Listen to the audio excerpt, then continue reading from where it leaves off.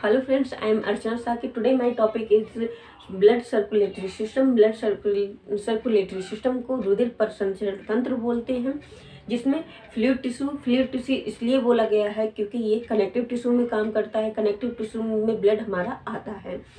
Fluid tissue को हमने दो भागों में बांटा है, ब्लड और लिम्फ। ब्लड को हम पहले पढ़ते हैं। ब्लड को दो भाग में बांटा गया है, प्लाज्मा और कार्पल सेल्स। कार्पल सेल्स को हमने तीन भागों में बांटा है।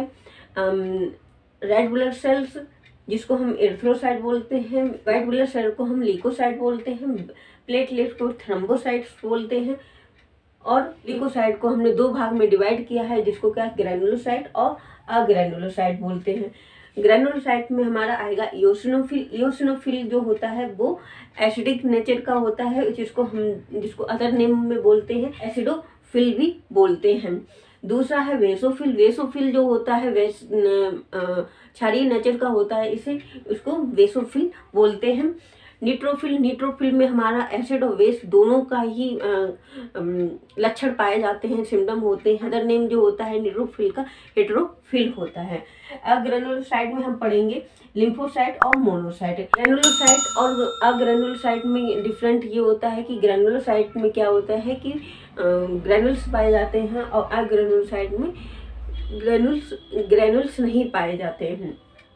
अब हम बात कर लेते हैं प्लाज्मा की। प्लाज्मा जो हमारे ब्लड में प्रेजेंट होता है 55% हमारे ब्लड में प्रेजेंट होता है, और प्लाज्मा में ब्लड जो प्रेजेंट होता है, कार्पल सेल्स जो प्रेजेंट होते हैं 45% प्रेजेंट होते हैं।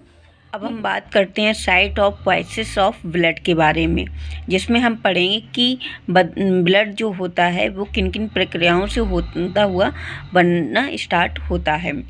जिसमें हम पहले पढ़ेंगे फीटस। फीटस का मतलब होता है भ्रूण। जो कि भ्रूण क्या होता है, तब तक बच्चे को बोला जाता है जब तक बच्चा मदर के पेट में होता है। लेस देन 2 मंथ, 2 मंथ से कम का जो बच्चा होता है उसका क्या होता है, निर्माण शुरू हो जाता है। किसके थ्रू होता है, योग सैक की वजह से होता है, जिसमें क्या है उसका ऑर्गन स्टार्ट होते हैं, उसका स्ट्रक्चर इम्प्रूव होता है, उसके साथ साथ ब्लड सेल्स भी बनने लगते हैं।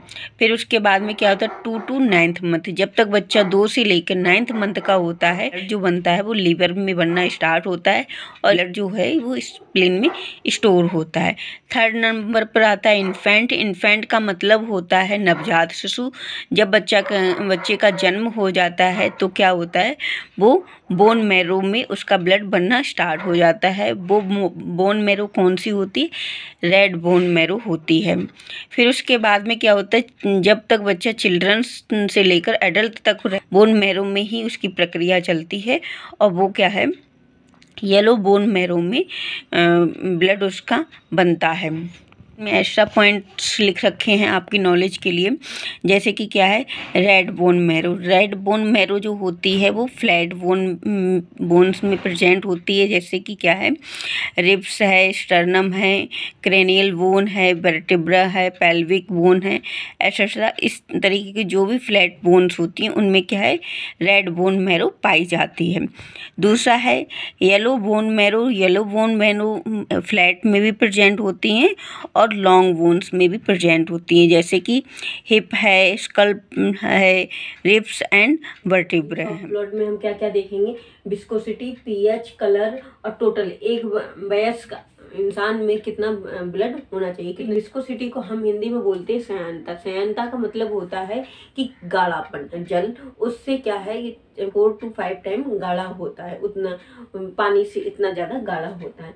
पीएच जो होता है वो 7.4 होता है, ठीक है, क्षारीय नेचर का होता है ब्लड हमारा जो। और कलर जो होता है रेडिश होता है, एकदम मतलब शाइनिंग रेड वाला होता है। Total blood of human body 6 to 8 litre होता है। 70 kg का बंदा है तो उसके 7 से 8% जो होता है वो ब्लड का वजन होता है, जो कि क्या होता है 6 to 8 लीटर माना जाता है, या 5 लीटर माना जाता है। प्लाज्मा में क्या क्या चीज़ें पाई जाती हैं, जैसे कि प्लाज्मा है, प्लाज्मा में प्लाज्मा प्रोटीन पाया जाता है। प्लाज्मा प्रोटीन में क्या क्या चीज़ें होती हैं, एल्बुमिन है, फिब्रिनोजन है, ग्लोबुलिन है, प्रोथ्रोम्बिन है, ये पाया जाता है। सेकंड, न्यूट्रिएंट्स पाया जाता है जैसे कि ग्लूकोज है, फैटी एसिड है, अमीनो एसिड है, विटामिन्स, डिफरेंट टाइप के विटामिन्स भी हमारे प्लाज्मा में ही पाए जाते हैं। साल्ट में पाया जाता है जैसे सोडियम है, कैल्शियम है, आयरन है, पोटेशियम है, ये सभी क्या है प्लाज्मा में पाए जाते हैं। ऑर्गेनिक कंपाउंड्स होते हैं, ऑर्गेनिक कंपाउंड में जैसे कि ग्लिसरॉल है और विटामिन्स है, ग्लूकोज है, ये भी क्या हमारे प्लाज्मा में पाया जाता है। एक्सप्लोरेटरी सब्सटेंस में क्या है, यूरिक एसिड है, अमोनिया है, क्रेटिनाइन है, हार्मोन्स पाया जाता है। 7th नंबर पे आता है एंजाइम। एंजाइम पे जो है लाइपेस है, डाइस्टेज है, ग्लूकोज है, डिफरेंट के एंजाइम पाए जाते हैं। गैसेस कौन कौन सी पाई जाती हैं, कार्बन डाई और ऑक्सीजन, ठीक है। हालांकि हम लेते जब सांस लेते हैं डिफरेंट टाइप डिफरेंट सभी लेते हैं, ऑक्सीजन, नाइट्रोजन, कार्बन डाइऑक्साइड सभी लेते हैं, पर जो है प्लाज्मा में जो हमारे पाई जाती है गैस, वो कार्बन डाई और ऑक्सीजन पाई जाती है। और इसमें प्लाज्मा में क्या और भी चीज़ प्रेजेंट होती है, एंटीजन एंड एंटीबॉडी भी प्रेजेंट होती है। चीज़ों से मिलकर प्लाज्मा बना है। जैसे कि वाटर है, प्लाज्मा में वाटर के प्रेजेंट जो होता है 90 से लेकर 92% होता है। साल्ट जो होता है 0.9% होता है, 0.9% होता है। प्लाज्मा प्रोटीन जो होता है वो 7% प्रेजेंट होता है। एल्बुमिन जो होता है 4.7% प्रेजेंट होता है। ग्लोबुलिन जो होता है 1.5% होता है। फिब्रिनोजन जो है 3% प्रेजेंट होता है। अदर ऑर्गेनिक कंपाउंड जो होते हैं जैसे कि एंजाइम, हार्मोन्स हैं, गैसेस वगैरह है, वो 1 से लेकर 2% हमारे प्लाज्मा में प्रेजेंट होती हैं।